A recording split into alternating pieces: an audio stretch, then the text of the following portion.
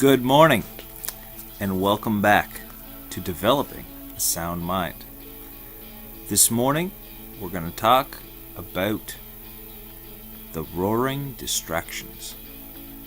In 1 Peter chapter 5, and I've got the word right here, verse 8, it says, "Be sober, be vigilant, because your adversary the devil, as a roaring lion, walks about seeking whom he may devour." This morning, I want to remind you that there are roaring voices vying for your attention. They are simply there to distract your mind. See, if the enemy of our soul can distract our mind, then he's got us. Plain and simple. See, if it's difficult for us to focus, if it's difficult for us to stay the course, if it's difficult for us to be consistent, then he's got us. See, one of the things about personal development and one of the things about having a sound mind is consistency. Being consistent.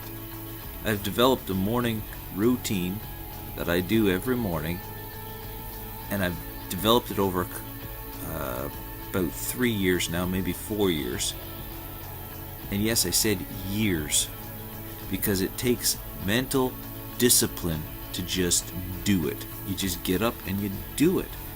You start with this and you add and you work your way, and you be consistent in this point, then you add another point, and you be consistent with that, and then you add another point. And you just add a little bit at a time. Why? Because we have roaring distractions around us at all times. And their sole purpose is to distract us from the purpose that God has given us. The scripture that my title comes from, Developing a Sound Mind, says, "But God has not given us a spirit of fear, but of power and of love and a sound mind." It is God's will for us to have a sound mind. It is the devil or the enemy's will for us to not have a sound mind. It's his will for us to be bound in fear and distractions and questions and to be always looking around to see who's trying to get us. Distractions. Remember, the last video I posted talked about the fact that most of this stuff is our imagination. It's not real. It's just our imagination. It's a distraction. And so I want to really put it in your spirit and soul this morning. In developing a sound mind, you have to turn the volume down to all these other voices that are trying to distract you.